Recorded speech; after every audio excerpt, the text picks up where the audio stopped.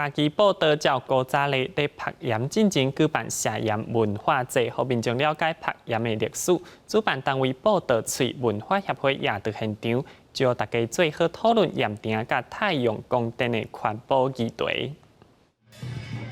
社警的队伍对盐场出发，祈求未来的风调雨顺。主办单位也邀请店家来推广在地食材，嘛准备趣味的南仔茶体验活动，吸引真侪民众参加。就是有看到打广告，脸书打广告，然后我们就来体验一下卸盐季，顺便体验一下划独木舟，还蛮好玩的。社天社地社盐节，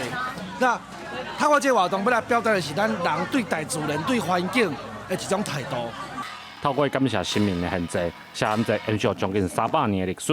针对布袋地漳落塔甲公地设置咧盐田的议题，主办单位嘛特别有摆档啊，希望通甲参加的民众讨论环保的问题。是爱选择正确的位置，唔是去选择已经有丰富的生态，也是在地人已经是赖以为生的安家立命的一个盐田基地来建制安尼。我现在住在这个布袋这边，所以就觉得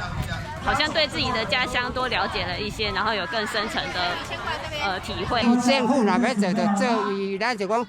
盐埕地啦，也是迄个农地，即马拢无咧做啊，伊就去做迄就好，伊那就来做放实，